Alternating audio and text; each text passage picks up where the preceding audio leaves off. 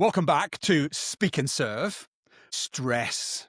It's that one word that seems to just grip us at the worst possible opportunity. And stress can enable you to sometimes perform better, but often we label it as something that can take us away from our best potential. And today I have got an expert in the house. In fact, I've got a doctor, and I don't often have a doctor on my screen, but we've got a doctor in the house today to tell us all about this habit or this bad habit of stress. And most importantly, how we can unshackle ourselves from stress. Dr. Rebecca Williams, welcome to the show. How are you today? Thank you so much, Chris. I'm well, and it's lovely to be here talking about this very important subject. Well, it is something that I know a lot of people that I work with from a client perspective talk about this. Oh my goodness, I can't believe it. I've got to do this. I've got to do that. And they get themselves all worked up about it. But I'm curious, what made you get into this particular practice of helping people with a part of their health that's so important? Yeah, no, that's an interesting question. I spent nearly 25 years working as a GP, and I began to realize the number of people that were coming to the GP or coming to see me with problems that actually were caused by stress. And we always think about stress and mental health, but actually there's a whole variety of physical health symptoms and also symptoms caused by unhealthy ways of coping with stress, such as alcohol, overeating, and things like that. So, yeah, I felt frustrated by the lack of time and decided I wanted to have an opportunity to help people in a more long-term kind of way. So tell me more about that. A doctor in a seat in a NHS practice, I guess, or even a private practice, you're given a window of time to talk to the person about some of the Right. symptoms that they're having. How easy is it then to sit in that seat and get into the root cause of perhaps some of these symptoms that could be related to stress? It's not easy because literally you have, well, I was lucky I had 15 minutes where I worked. You've got to allow time for the patient to come in and start talking about what's going on. They often have more than one problem. You've got to make sure you're happy that there's nothing really serious underlying that. And then if you've got the time, ideally you want to just ask a few more questions. Ask, how's life? What's going on? And then they start talking, and then they start to have a greater understanding. And I created a handout actually for people because I didn't have the time to do everything in the surgery. So I gave them a handout which just asked them questions to think about and then gave them a number of tools that they could try themselves. And ultimately, actually, that handout is what became my little book, Dealing with Stress the Mind, Body, Spirit Way, although it's been updated a few times since then. Hmm. And as a doctor, could you actually be as direct to say, I think you're stressed? Yes. You Yes, could. yeah, obviously you have to word it carefully. You don't want, because some people think that's you brushing them aside and not taking their symptoms seriously, especially they don't understand the complexity of stress and how it can affect them. But I did have one gentleman once who was describing some very odd neurological-like symptoms that didn't fit any diagnosis. And I was thinking, oh, I can't quite make sense of this. And then I asked him about his life and the number of different things he was dealing with, big things. I just thought, this is stress. And he said, but I don't feel stressed. And I said, but this is the thing. Some people feel it up here. Others don't. They think they're doing fine, but then their body expresses the stress and the problems. So, so we had a long chat about things and ultimately things improved for him. So it's very interesting. We often label stress as something that's negative, but I've got a little quote here from Mark Twain, and he says, there are two types of speakers, those that are nervous and those that are liars. And the inference on that suggests that actually by being nervous and being a little bit anxious about your speaking performance, it could enable it to be better. And I'm a firm believer of that. I'd say that if I walk into a room complacent and not feeling nerves, then actually that is me not honoring the audience. What are your views on the word stress? Is it a negative, or could we channel our inner stress to be something that could be positive for us? Yeah, that that is a complex and interesting question because I'm just going to, as an aside, talk about the stress response because ultimately stress is all about our acute stress response. The fright, fight, flight response, people may know it as.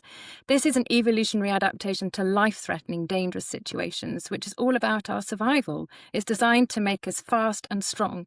So when we're in danger, a primitive part of our brain recognizes it and generates the response. So it activates the systems we need. For instance, our heart rate goes up and muscle tone increases, and it suppresses the systems we don't need. And this includes our gut, but also the front part of our brain where we do our higher functioning. So this is where we do our rational thinking, where we make decisions, solve problems, control our emotions, process and remember things. And that's good. You don't want to be analysing a situation if you're being chased by an armed person. So anyway, once the danger's passed, you run away, fought it off, everything goes back to normal. And that is the stress response, and that is excellent. But the brain can't tell the difference between that sort of situation and anything else that someone's feeling stressed or anxious about. So hence the same response. So in terms of public speaking, certainly am somebody who feels nervous. And one reason why that's a good thing is it means you prepare. If you know you're going to find it stressful and it creates anxiety in you, then you're going to prepare well. You're going to do the things you need to do to make it go as well as you can. On the day, yes, nerves can give you a bit of an energy and a sort of dynamic energy, but they can also have the opposite effect. So I think it's important to be able to manage those nerves. Otherwise, they can destroy the event. And as a violin player, I used to get terrible nerves before exams, or I did a few concertos where I had to be the soloist. Terrible nerves. And playing the violin, if you're nervous, your bow starts doing that, and then that just makes you even more nervous. So I'm Well, afraid I'd love to get into some of the techniques for managing that. Was it sort of really bad vibrato when you were doing that Well, violin? vibrato is the left hand. It was the bow bouncing. So There you go. I've just admitted completely things that I don't know about violins. Okay, very good. Back into that primitive warrior then. I'm assuming that some warriors would have been really good at managing fight or flight and therefore managing stress. And would that be the case for the modern warrior of business or speaker or practitioner? Then actually they can handle stress differently compared to others. Yes, and also people feel stress in different situations, and this is fairly fundamental. Stress usually involves anxiety and pressure, and that combination or one or the other creates the stress. So some people are naturally more anxious and naturally more aware of things that can go wrong, or especially if you struggle with your self-esteem or self-worth, then you worry what people think about you. You worry that you're going to mess up, people are going to judge you, whereas other people are more confident and don't get anxious. They're just quite resilient naturally. Again, pressure, people respond differently to pressure. We have people at one end of a scale where pressure's stressful and they function at their best when they're not under pressure. At the other end, we have people who thrive under pressure. They are energized and motivated by it. And we have everything in between, and your own position can shift depending on what else is going on in your life. So, I don't know that it's just about whether you manage stress better, although that's obviously a factor. It's also the extent to which you feel stress. And definitely there's variety in that depending on all sorts of things, including your genetics, your childhood experiences, your current situation, your finances, your health, your relationships. All these things can feed into where you're at and how you're feeling. Well, for anybody who's thinking, well, what's the point? Could you give us a bit more knowledge here about the impacts of stress? If we're fighting and flighting and we're running away from that attack in our primeval era, that's Mhm. fine because it's Mhm. short lived. But what are the implications of constantly worrying about the board presentation or whether or not my lead is going to like what I've said, or even Yeah. in a panic situation preparing to go on holiday and wondering if you're going to get all your flights or you're going to lose your tickets or is your passport expired? Mhm. What's the implication of living under manic, uncontrollable stress all the time, Rebecca, from a doctor's Yeah. perspective? Yeah, well, it's pretty vast because, as I've already intimated, your physiology changes when you're stressed, and your physiology is not designed to be in that changed state for long periods of time. So, over periods of time, that can create problems for your body and the way it functions, and also for your brain and the way that functions. Um, At its simplest level, I have had patients in, say, with palpitations. Now, we know that part of your stress response is for your heart rate to go up to prepare you to run or to fight. But if you're having palpitations because you're worrying about things, that's really upsetting and worrying. And people come and ask me, about what's going on. People might have panic attacks. Again, heart rate's going up, breathing rate's going up. People get muscle aches and pains, muscles go tense. So you get the physical symptoms. You also get changes in the chemicals within the brain, which can lead to worsening anxiety, very low mood, and as we all know, to despair, and to some people taking their own lives. So because anxiety distorts our perception, it makes us interpret things wrongly. We start assuming that people don't like us, or that they'd be better off without us, and all these distortions can affect our mental health. Also, remember I said our higher functioning gets switched off, so even our daily functioning will be affected. So maybe in my working day I can't concentrate properly, then I'm aware I'm not on the ball, and I start getting more anxious and having to double check things. I forget what someone's told me, or I forget a meeting. I'd start losing confidence and think, oh my goodness, I'm going to be fired. Oh my goodness, if I get fired, I'll not be able to pay my mortgage. And thoughts can just escalate in this kind of catastrophizing way. So even at its most basic level, even without any health implications, it can affect your functioning. And then I know I'm talking on, but just one more thing. We've then got the chronic impact of stress. So we know that chronic stress increases your risk of heart disease, of strokes, of atrial fibrillation, and abnormal heart rhythm. We think we know it actually plays a role in autoimmune conditions because of its impact on the immune system. The other thing just slipped my mind. Sorry, I can't remember what the other thing was I was going to say, but yes, Well, it can have I an think enormous I, impact. I have got some knowledge on it, but of course it can then lead to the addictive tendencies that we have to reach for things to try to cope with our stress, such as alcohol, intoxicants, porn, because you're looking for a way to silence the noise. And as you've already said, the end of that curve could be taking your own life, which obviously is the most tragic consequence of all. There's a man that I've again done a quote on, and Jerry Seinfeld, sorry, not Epstein. Well, we'll rewind that bit and edit out. There's a man that I was researching before we did this, and Jerry Seinfeld says, according to most studies, people's number one fear is public speaking. Number two is death. So speaking seems to be quite high up there. Aside from that, Rebecca, when you were sat as a doctor and even in your patient work now, what are the real triggers in the modern day world that seems to create stress for people?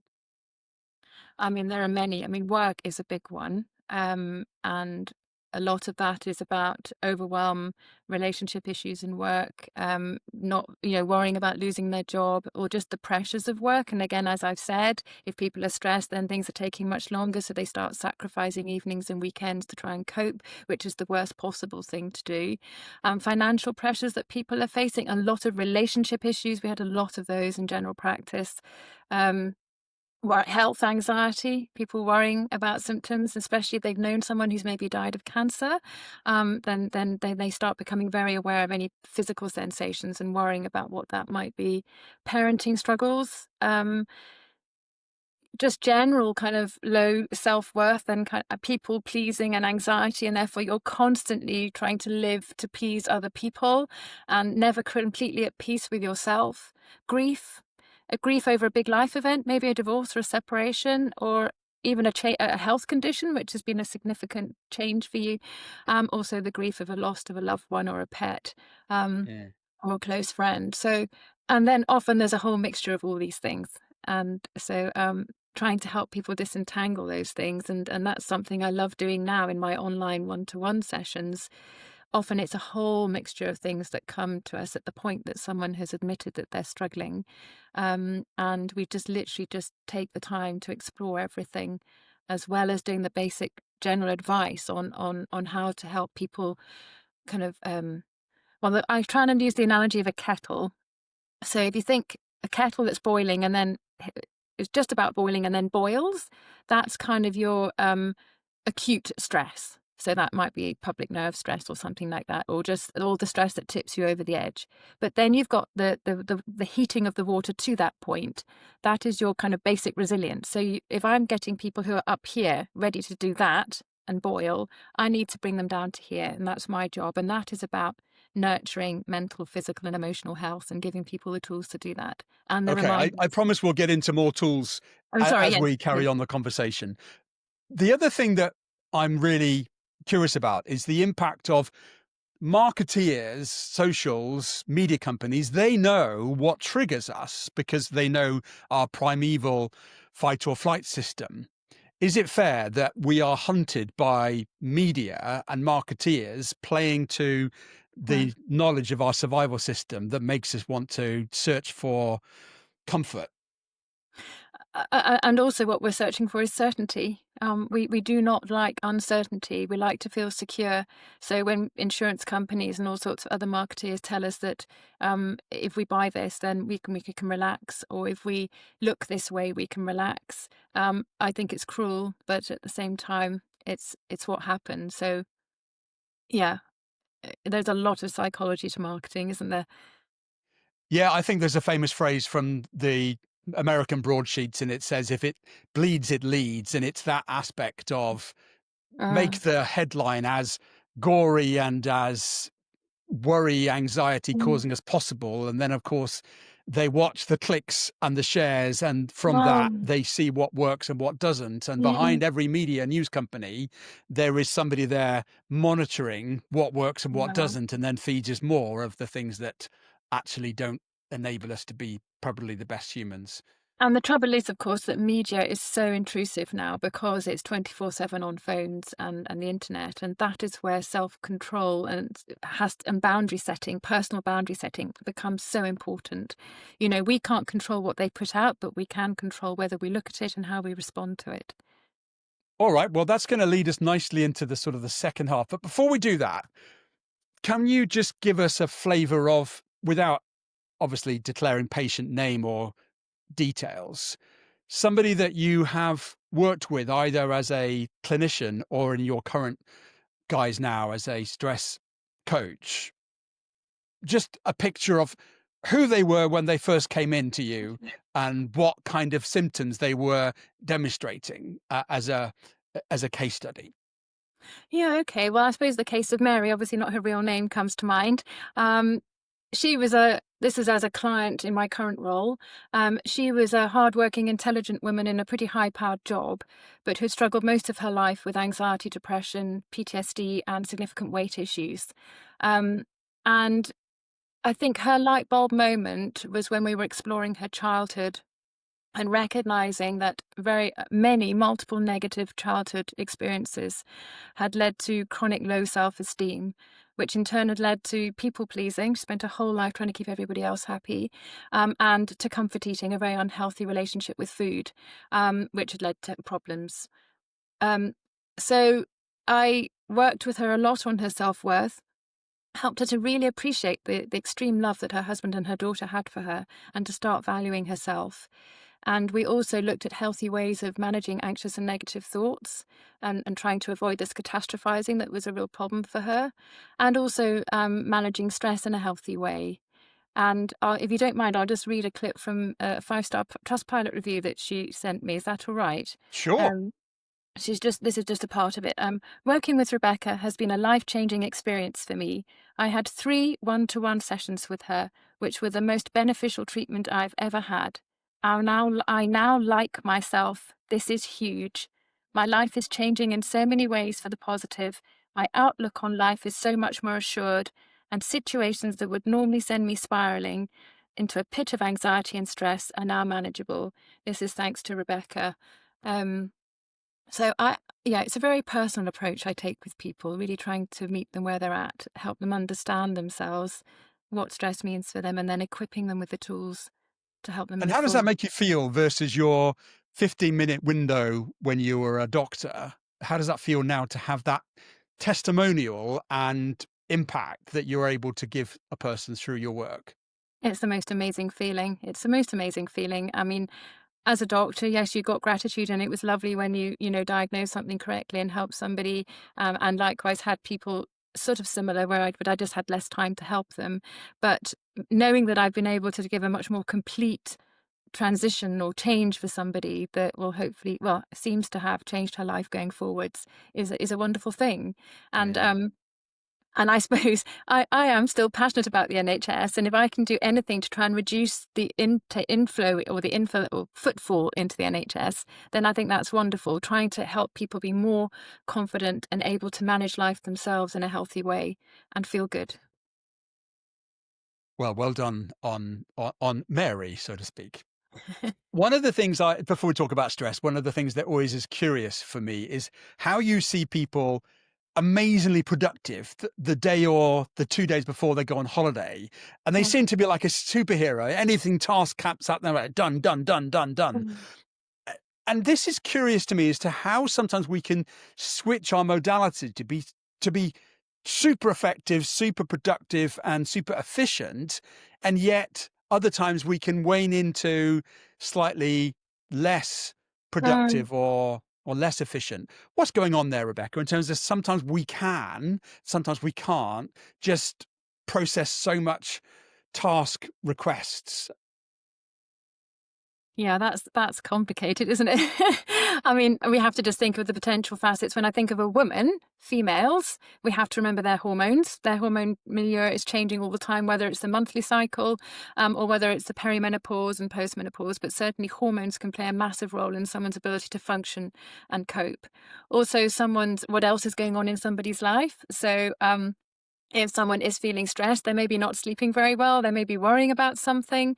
As I said, their ability to think clearly and make decisions is reduced. So suddenly you're kind of feeling like it's chaos and you're in this fog and you can't get down to anything.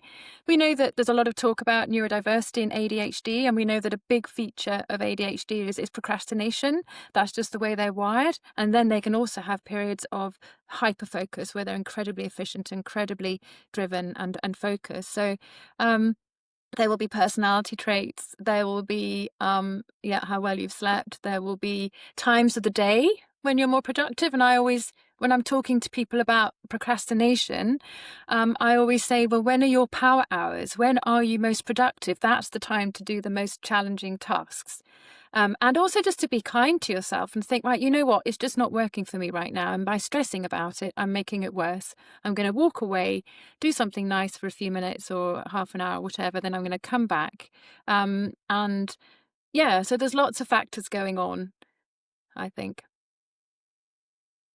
When you were that doctor and maybe you had to prescribe a sick note to say stress, and therefore you have a period of time where they may be encouraged to take some time off, what else came with your recommendation that wouldn't be prescriptive medicine to try to intervene with the stress causalities that they're feeling? Yeah, now that is a lovely and very interesting question because I have come across, certainly in my client work, quite a few people who've been signed off with stress and then just been left. And the impact of that has been enormous in terms of their loss of community, their loss of sense of belonging, sense of identity, frustration, and anxious thoughts have taken over. So it's vital that people are not just signed off and left. Even if you're phoning once a week to check on them, you've got to give them something to support them and try and restore them. So you're quite right. I would never sign anybody off without being very proactive in that sphere. And that's where my handout would always be given out. And I would ask people, I would talk about the trying to get up at a good regular time, trying to create structure for your day, trying to get out, some exercise, having regular meals, trying to find something useful to do, your attitude of gratitude, noticing the positives. There might be specific things to work on, like anxious thoughts or maybe grief that needs to be reflected upon and given permission to be felt. I've had people who've had to be strong and haven't allowed themselves the pain of grief or have run from the pain of grief. So sometimes that needs working through. So yes, it's very much dependent on the situation, but it's vital that if people are off, they've often been in sinking to that point of going off. So they're not in a Mm. good place.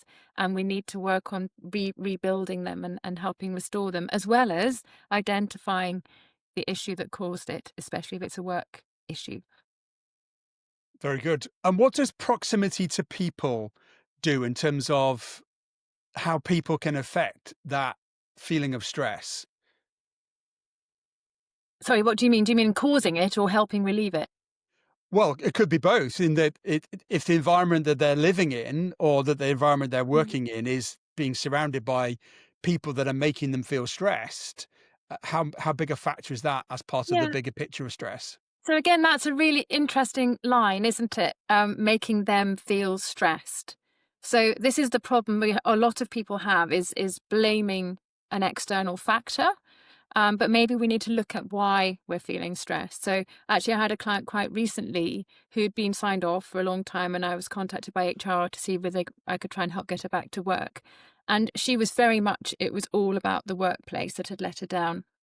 And through the course of our sessions, she had a highly complex childhood, a lot of very challenging experiences. She had very, very low self-worth. And I made the point, I said, look, just imagine I go into the coffee room at work, and on my way out, I bump into a friend and a colleague, and I go, hi, and they ghost me. Now, if I'm confident and I'm not relying on external validation, I would be thinking, oh, I wonder what's wrong with her. That's not normal for her to blank me. I better go and see what's going on and ask her how she is or he is. If I'm someone who struggles with self-worth and relies on other people to make me feel okay about myself, my instinct would be, oh, why doesn't he or she like me anymore? What have I done wrong? And that was a light bulb moment for her to realize that the same situation could be perceived so differently depending on her sense of self. So when we're feeling stressed by somebody else, I suppose we need to ask why we're feeling stressed. And it may be that they're doing something that's upsetting us. I know some people find a lot of noise stressful. So that is a fact. And maybe it's a case of trying to work with that and find a quiet space for them to work, or headphones or something. Conversely, others find it very hard working on their own, working from home on their own. So maybe as an employer or manager, maybe you can find a way to get them into the office, or find ways to help them be more sociable as part of the company online. So again, it's very individual, but it's about asking the questions. It's about being curious and not making assumptions. One of my favorite quotes is, I think it's an African proverb that says, when you're comfortable with the enemy within, there is no enemy outside that can ever hurt you. Yeah, yeah.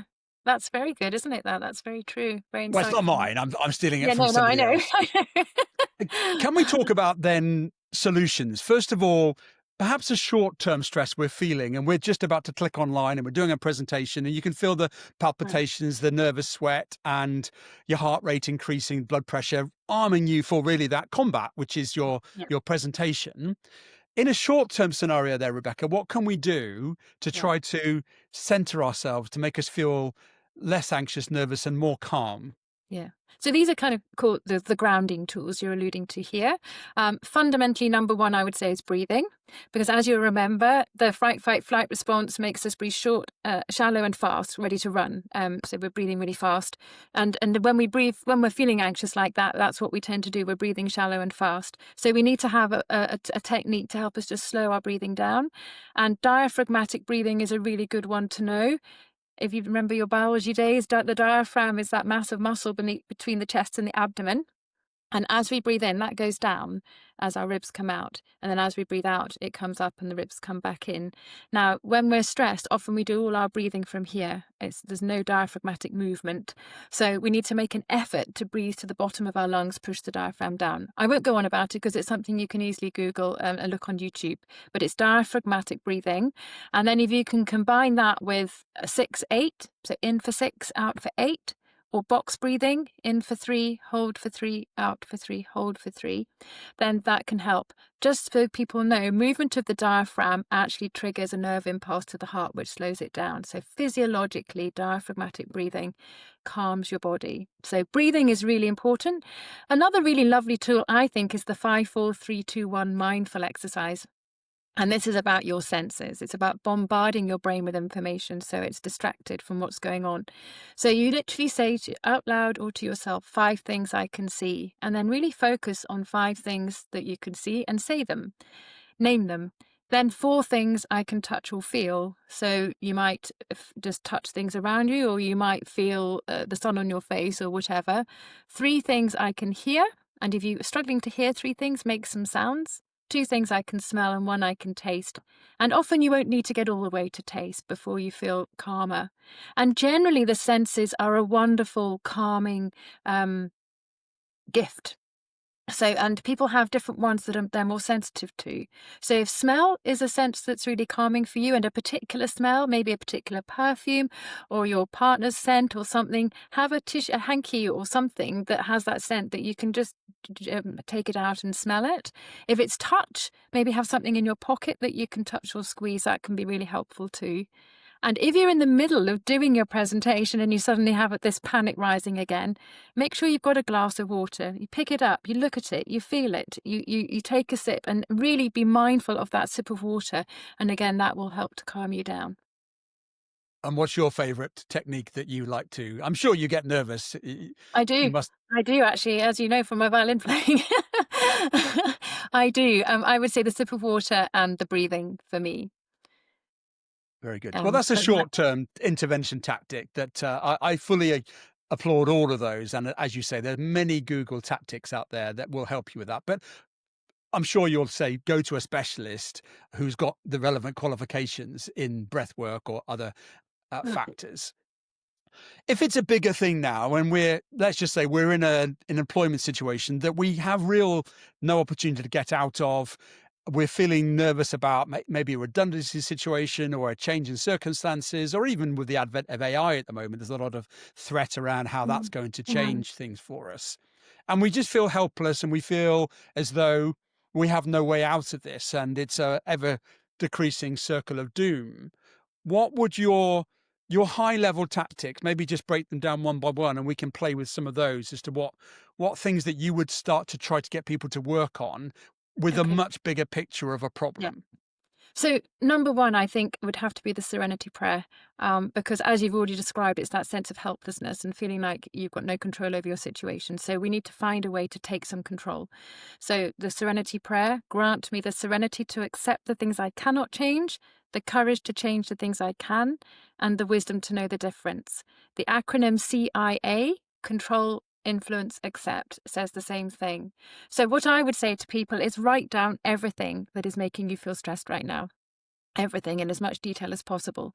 Then Why look, write it down? What's the physical mechanism there that's happening as part of that interchange? it's creating, well, you could speak it, but then you forget maybe what you've said and haven't said. But what's happening there is you're articulating some of the chaos in your brain. And then you can see, and then you look down your list and you say to yourself, which of these things are within my sphere of influence or control? And you circle those things. So, for instance, maybe your relationship is being impacted by stuff that's going on at work and all your worries, and your partner's getting peed off with you, and now that's become a source of stress. You could think, right, well, okay, I need to start ring fencing some time with my partner to reconnect with them. Do you see what I mean? So, maybe I'm getting really stressed because I'm seeing everything on the news, everything that's going on around the world, and it's just so awful, these harrowing images I'm seeing.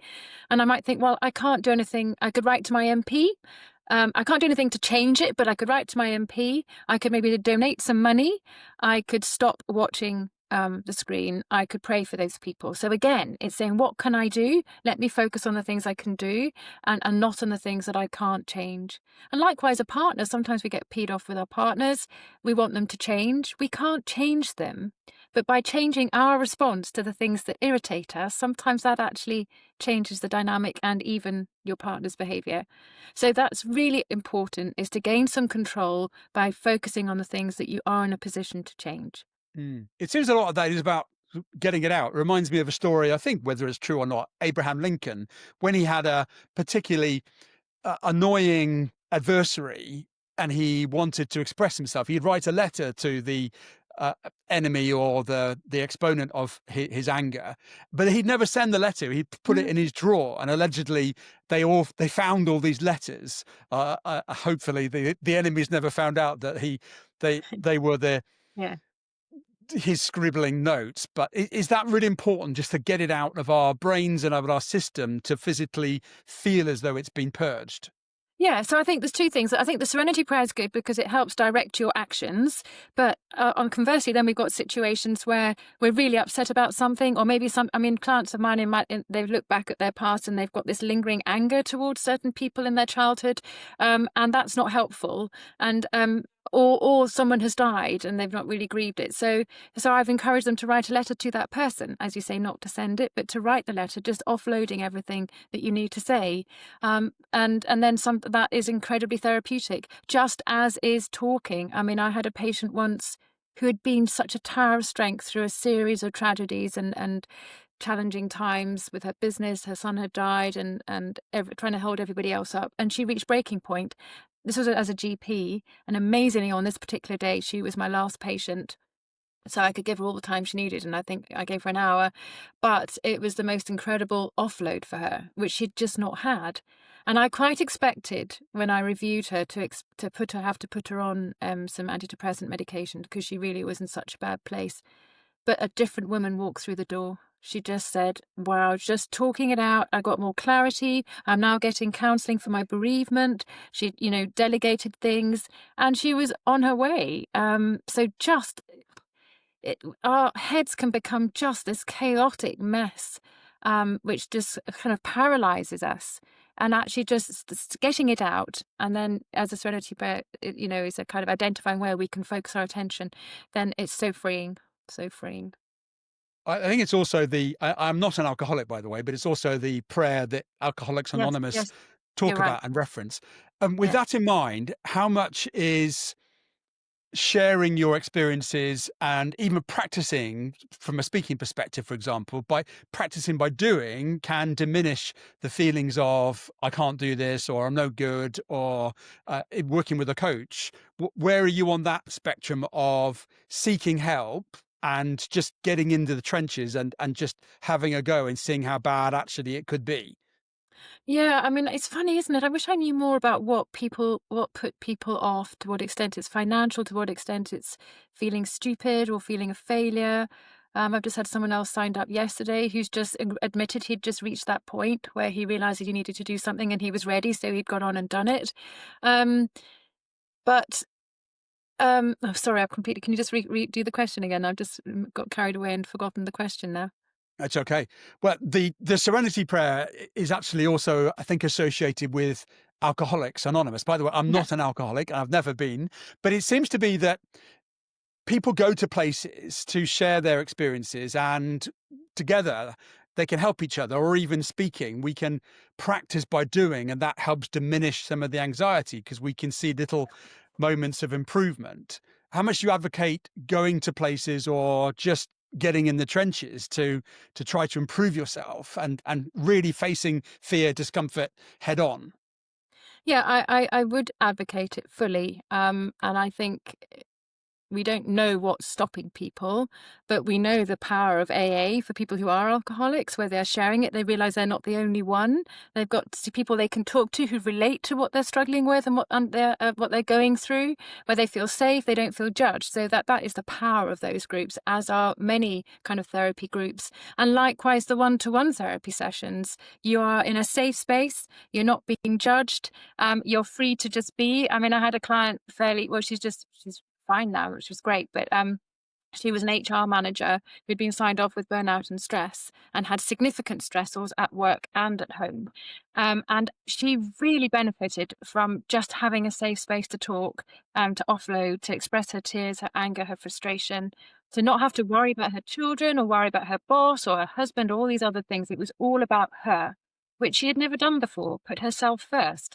And through the course of our sessions, we looked at the way she was handling stress, the way she was lacking sort of self-worth and self-belief. We nurtured her and built her back up again. And now she's absolutely thriving. And she's actually left her job, got a new job, which she loves. And although she's got challenges still in her personal life, she's coping. She's so much more resilient. And she just emailed the other day saying, "I'll be eternally grateful for getting me to this place. Thank you so much." So we've built her back up again. And I think, as we've intimated, when people are stressed, they become diminished, often mentally and physically, and can't see their way out. because their head is a fog, as again, the fight, fight, flight response, your head is chaos. You can't think clearly, you can't see light at the end of the tunnel. Actually talking to somebody who can help you reflect, see things a bit differently, help nurture your mental, physical, and emotional health is incredibly valuable to people. Well, I'm a great fan of that.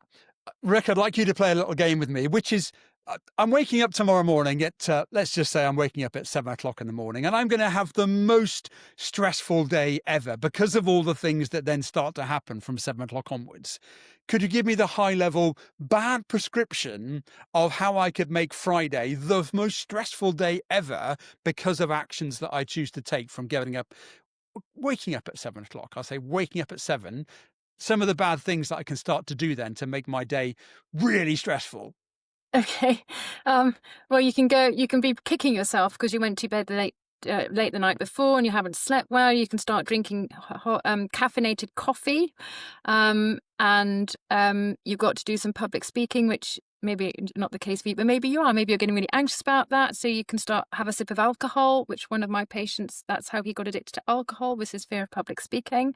You can miss out your meals because you're too stressed and you're too busy to do things.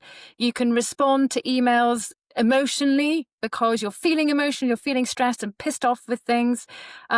You can forget meetings, you'll forget your meetings because you're not thinking clearly. You can have a very negative approach, saying, oh, I'm rubbish at this. Oh, you know what? I think I might get fired because I'm just not doing my job well. You can avoid contact with people because you're not feeling very sort of socially confident or competent. Yeah, there's a few things there. You can start, yes, you're snacking on White flag. I'm all up for that.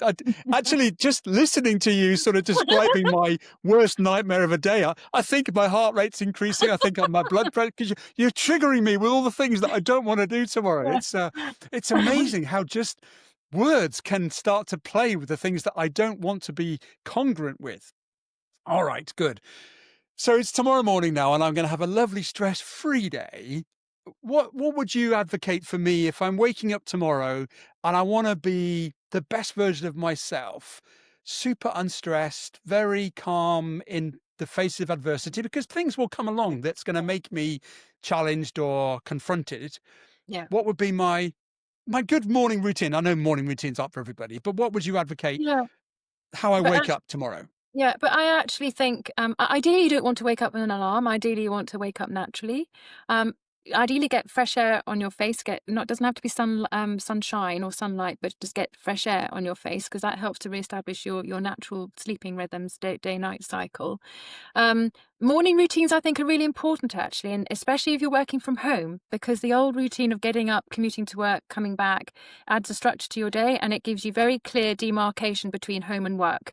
When you're working from home, that can be a real problem. It's too easy to slip into the study or the office and to get back down to work, and to work in your pajamas, and things like that. So I think having a really clear morning routine is really good at priming your brain so it's ready and knows you're about to start working.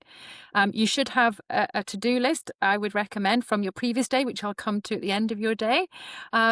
Make sure you are eating regularly through the day and not just snacks, but actually having a break, and having time to be mindful when you eat. So you're smelling your food, you're looking at your food, you're embracing your food.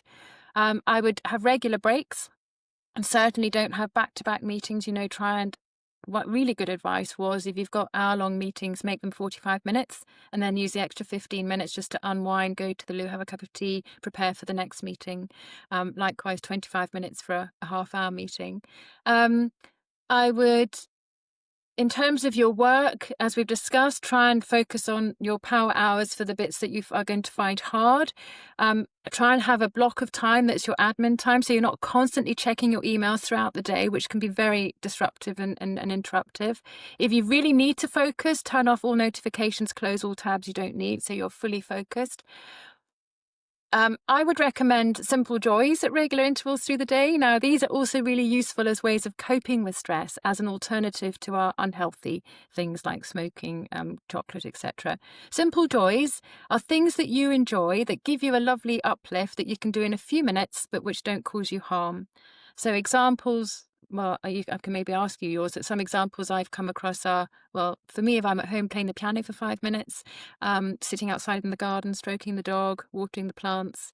I don't know what yours are, Chris. Maybe, yeah. What are your simple joys? Well, mine would be movement, just getting out, go for a run, or even just doing some jumping jacks. It's just this Yeah, change of state yeah, creates a change of emotion for me. Going absolutely. back on the food thing and break. So I've got a nice can of Coke in one hand, and I've got some really nice white starchy bread, and then I've got this highly processed microwave food that I'm gonna eat, and then I'm gonna wash it all down with some lovely sugary Haribos. Good for my stress? Not good. So what you've got there is a lot of sugar, essentially. You've got highly processed food, which gives you nothing sustaining, nothing nutritious, and high sugar. High sugar gives you a buzz, but then the insulin is released, puts it away, and then you get a lull. So you've got this constant spike, lull in energy levels. So you're far better to have slow release food, sugar food. So um, things like brown bread, um, oat cakes are good. Fruit's good, especially but not fruit with its like an orange with its pith on is good as well. Nuts are very, very good. They've got protein. Protein's good for filling you up as well. So try and have the minimal processing to your food as possible. And I would avoid all sugary drinks. I would stick to water, teas, decaf coffee. If you have to have it, you can have a caffeinated maybe once a day, but remember it lingers in your system. I wouldn't have caffeine after 4 o'clock. And I will just come to the end of the day because I think this is quite a useful tool for people. I talk about the Yeah, just debrief. just before Oh, you sorry. do that, if anybody's curious about the whole gut and health uh, symbiotic relationship, I will put a link into a really good podcast by a gut specialist on how all Yeah. that links together, because Yes. there's Yeah. a huge relationship there. Yeah. I understand. Absolutely. Okay, so it's the end of the day, and yeah, my bad prescription. I'm on my phone. I'm just clicking through YouTube. It's late. I've still got the bright lights on in the house. I've just had a massive stinking row with my partner. We're both sat there on ends of the bed, stressed with each other, and yeah, that's me. That's how I'm going to end my day. What would be your doctor's advice for me on how I could have mended that better for me? Yes, well, I don't think you're going to sleep. So yes, there's a lot of things there, obviously. So first of all, I would say at the end of your working day, if I would encourage something like a debrief session, which is adding an extra half hour onto your end of your working day, which is a chance to reflect. So first of all, reflect on what's gone well, and feel good about things that you've done well, or things that you've enjoyed. Reflect on anything that's outstanding, maybe a conversation you had with somebody or an email that you got that just got you thinking, but you parked it. So just, reflect on that. And then finally, write an action list of things that still need to be done. So it may be things that you're going to do tomorrow, so you'll plan for the next day, or it may be that you're going to allocate certain things to different points in your calendar. But what you've done there is you've done your housekeeping, you've tidied up the house. This is the point where your working day ends. You walk out of your office, shut the door, or you clear your things away from the living room table, or whatever's going on. And thereafter, you focus on your downtime, whether it's maybe some chores that need doing, maybe time with your partner or your children. But also, you may find that thoughts of work pop into your head because they often do. Now, if it's something that you've remembered that is important, then I would suggest either you run into your office and just write it on your list, or that you email it to yourself. Don't spend any more time on it than that. Otherwise, if thoughts of work are just ruminating in your head, they are not allowed. So you need to find, I would say, a catchphrase. The one I use is just let it go. Let it go. My clients have had not now, just stop it. Whatever it is, just a short, succinct few words that are basically you telling your brain that you're not going there. And then go and distract yourself with something that will occupy your mind. And one idea is to think about a holiday or planning an event or something you're going to do at the weekend, or a Sudoku. There's a great quote, actually, which I think is lovely. You can't stop the birds flying overhead, but you can decide which ones make a nest in your hair. I think it was a Lutheran prayer or something. But if you can use that analogy for thoughts, we can't stop the thoughts that pop into our head because they come and go all the time. But we can decide which ones we dwell on, ruminate over, the ones that then stay, that affect our behavior, our emotions, and affect our life. We have that power. So allow positive, encouraging, kind thoughts to stay. but anxious and negative ones, don't let them take hold. You talked about moments of joy or looking for moments that perhaps make you feel different. I have a gratitude journal and I do spend time with it every day. What are your thoughts, yes or no, on that practice of trying to use that to eliminate stress? I think it maybe won't eliminate, but it can certainly help you. And I'm a strong advocate of it. I think basically our brains are wired to look for danger. That's how it keeps us safe. So we have to work extra hard to try and establish the sort of gratitude and positivity side of things. So, and it's very easy, isn't it, to something goes wrong and then you go, oh, I'm having a rubbish day. And suddenly you defined your whole day by one thing that's gone wrong. And then your brain starts to look for things that are going wrong. So if we can actually train our brains to look for the positives, it just and think positive, and as you say, just notice like my walk with the dog this morning, the heron on the river, and actually stopping and looking and noticing it, or a lovely comment, or a lovely email, or the fact the sun's shining, or notice these things. They will add positivity to your day. They will release good chemicals within your body and brain that will help you.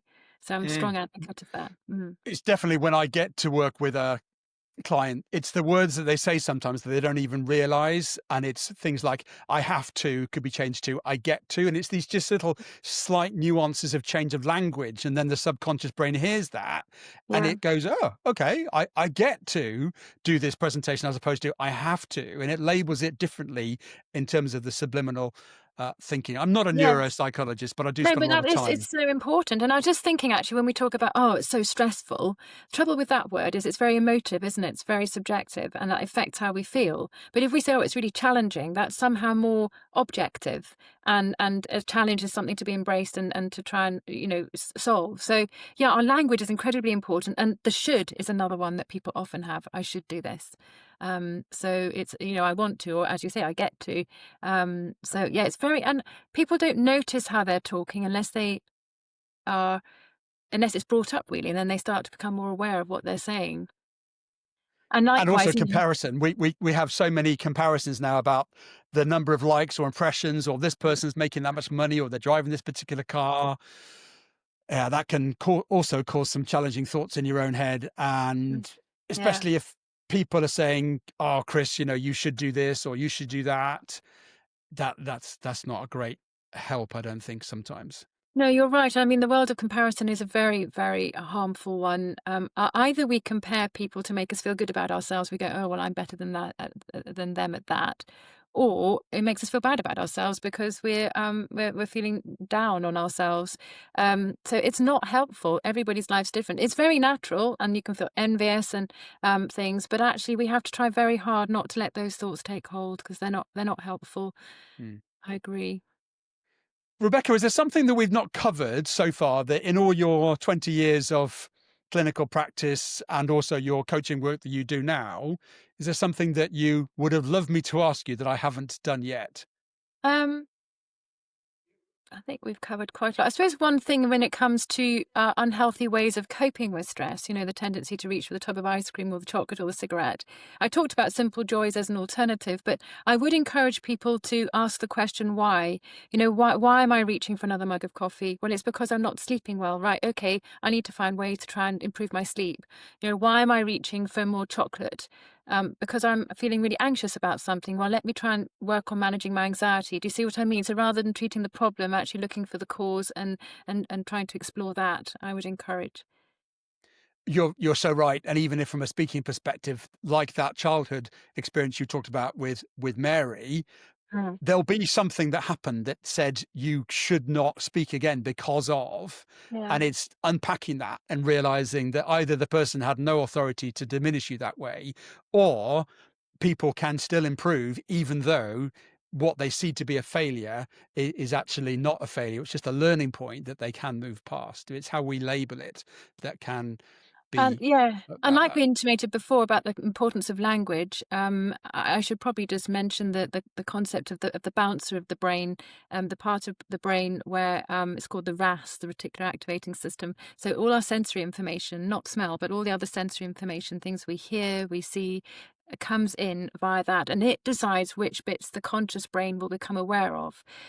So if you were in a supermarket and someone shouted Chris, you'd respond because your brain knows that that's something that it has to recognize. If someone shouted Owen or something, you probably wouldn't notice it. So, and it's like when you see something, say, you've seen a yellow car and you go, oh God, look at that yellow car. The brain suddenly thinks, oh, yellow car, that's important. And suddenly you see yellow cars everywhere you're looking. So the reason I say this is our language is very important. If we're thinking about, say, public speaking, and we're thinking, oh gosh, my mouth's going to get really dry, my words aren't going to flow, I'm going to get really nervous, people are going to find me really boring, then your brain is primed for that. So it will look for the person who's yawning. It will register the person who's yawning. It will register if your mouth's a bit dry, it will suddenly think, oh, your mouth's dry. So what you need to do is say what you want. You say, my mouth will be moist, my words will flow. People are going to find me really interesting, and that will affect your posture and your confidence, but also your brain will be looking for evidence to what am I trying to say? Support those words you're giving yourself. So the language that we use about ourselves is really important. And like you said about getting up and having a good day, or managing a day well or not managing it well, get up and say, I'm going to cope well with today. Tell yourself positive, encouraging things. I will continue to practice what I preach, which is talk kindly to yourself, because if you can't Yeah, talk kindly to yourself, well, that's a yeah. really bad place to be. Rebecca, before we talk about your three fundamentals, what are the best ways for people to work with you, either individually or from a corporate perspective? Yes, well, individually, if it's something that you feel you'd like to explore, Chris is going to leave the website details somewhere where people can find them, and you can look at my FAQ page, which gives a bit more information about how it works, and also you can book a free chat with me to tell me what's been going on, and whether you decide whether you think I'm the right person to help you.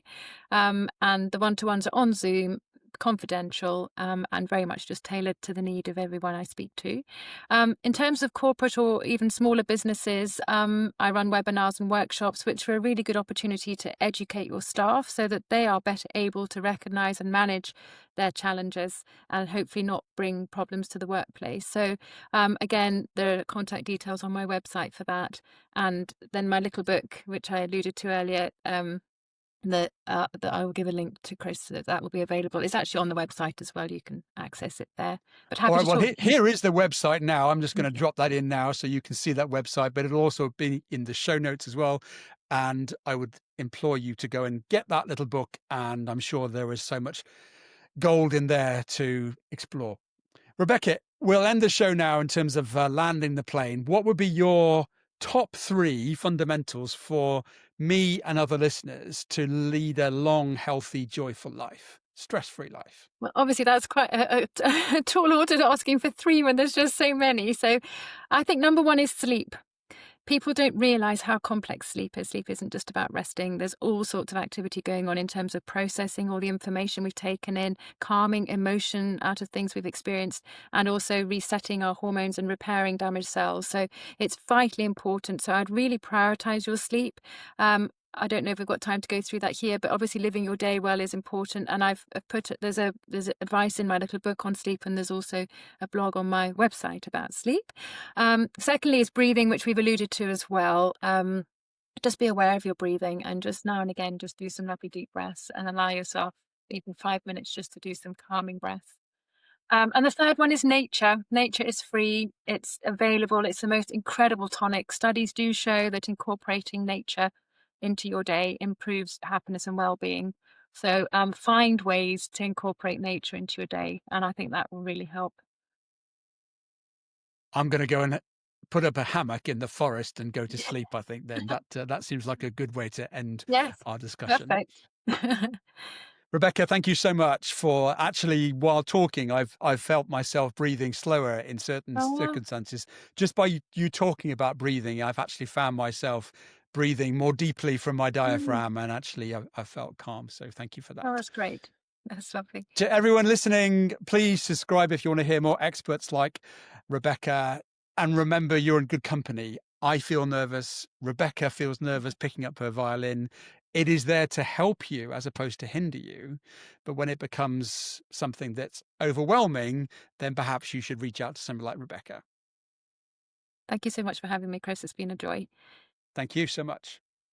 Catch you soon with Speak and Serve.